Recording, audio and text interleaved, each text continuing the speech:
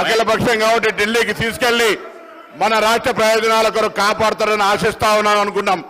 కానీ ఆ భాష మాట్లాడకుండా తెలంగాణ ప్రయోజనాలకు సంబంధించి ఒక అంశాన్ని కూడా ప్రస్తావించకుండా అనేకమైనటువంటి రాజకీయపరమైన అంశాలు మాట్లాడుతున్నారు. అధ్యక్ష, ఈ రోజు ఒకటే మాట అడుగుతా ఉన్నాం మహేశ్వర్ రెడ్డి గారిని కావచ్చు, భారతీయ జనతా పార్టీని. ఎందుకు తెలంగాణ అంటే అంత కక్ష? తెలంగాణ రాష్ట్రానికి ఒకవేళ ఆనాడు ఏర్పాటయ్యే దశలో కూడా సుష్మా స్వరాజ్ గారికి ఒక మద్దతు ఇవ్వకపోయింటే బేసిక్ గా భారతీయ జనతా పార్టీ తెలంగాణకు వ్యతిరేకంగా ఉంది. ఈ రోజు నేను ఊరికేనే మాట్లాడతలేదు అధ్యక్ష. ఆనాడు తెలంగాణ ఉద్యమంలో ప్రత్యక్ష సాక్షిగా తెలంగాణ ఏర్పాటులో కీర్తిశేషులు సుష్మా స్వరాజ్ గారు భాగస్వామ్యం తీసుకొని వారి నాయకత్వం వహించి మద్దతు ఇవ్వకపోతే వీళ్ళు తెలంగాణను ఇచ్చే వాళ్లే కాదు. ఎందుకు చెప్తున్నా అధ్యక్ష? తెలంగాణ ఏర్పాటు 60 సంవత్సరాల ఆకాంక్ష, అమరుల ప్రాణ త్యాగాల తర్వాత ఏర్పడిన తెలంగాణ.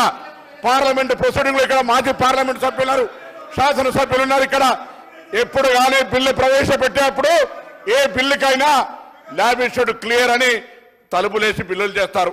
అది తెలియనిలాగా ప్రధానమంత్రి గారు పార్లమెంటు సాక్షిగా తెలంగాణ ఏర్పాటును అవమానపరిస్తే ఆనాడు సభలో ఉన్నటువంటి పార్లమెంటు సభ్యులు మాట్లాడలేదు. ఇలా మా గౌరవ కేటీఆర్ గారు అంటా ఉన్నారు, ఇవాళ బీఆర్ఎస్ లేరు కాబట్టి తెలంగాణ అనే పదం అనే అవకాశం లేకుండా చేస్తా ఉన్నారు.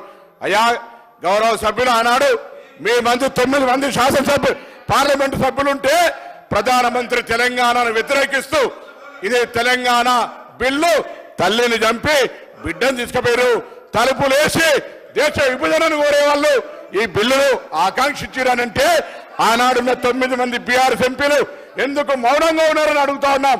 ఈ భారతీయ జనతా పార్టీ ఇయ్యాల కూడా తెలంగాణలో ఉన్నటువంటి ఎన్డీఏ భాగస్వాములైన భారతీయ జనతా పార్టీ నాయకులు వాళ్ళ రక్త డిఎన్ఏ పరీక్ష చేసుకోవాలి. తెలంగాణ పౌరుషం ఉందా లేదా? ఇవాళ వీళ్ళు బీజేపీకి సంబంధించినటువంటి బానిసలుగా ఉండేటువంటి ప్రయత్నం చేస్తున్నారు. అధ్యక్ష, మేము అడుగుతా ఉన్నాం ఇలా తెలంగాణ అమరులను కించపరిచే విధంగా అసలు ఈ సభ తీర్మానం చేయాలి. తెలంగాణ ఏర్పాటు 60 సంవత్సరాల ఆకాంక్ష, మొత్తం తెలంగాణ ప్రజల ఆకాంక్ష.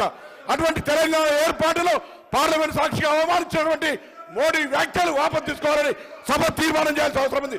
అటువంటి వీళ్ళు ఎలా మళ్ళీ క్యాస్టార్కి అన్యాయం జరిగితే అది మాట్లాడకుండా పోయే పరిస్థితి ఎట్లా అధ్యక్ష? ఇలా మాట్లాడుతూ ఉన్నారు. అసలు వీళ్ళకి మాట్లాడేటువంటి అధ్యక్షుడు ఉంది అధ్యక్ష. భారతీయ జనతా పార్టీ మహేశ్వర్ రెడ్డి గారు పాపం బాధపడతా ఉన్నాడు. అయ్యో నేను కాంగ్రెస్ లో ఉంటే నేను మంత్రివర్గ కావచ్చు అనుకుంటా ఉన్నాడు. భారతీయ జనతా పార్టీ మాట్లాడకపోతే ఆయన పాపం ఫ్లోర్ రెడవికేస్తా అనుకుంటున్నాడు. ఏ విషయం నేను మీరు మాట్లాడేసా విన్నా, నేను నన్ను అబ్స్ట్రాక్ట్ చేయడం మంచిది కాదు.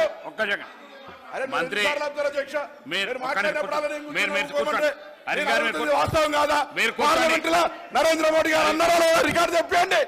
ఎందుకు తెలంగాణ మీద వివక్ష? ఎందుకు తెలంగాణ మీద కక్ష?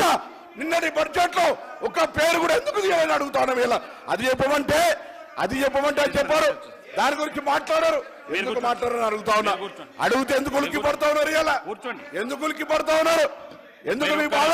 ఒక్క నిమిషం మినిస్టర్ గారు కూర్చోండి. ఒక్క నిమిషం మీకు ఒక్క నిమిషం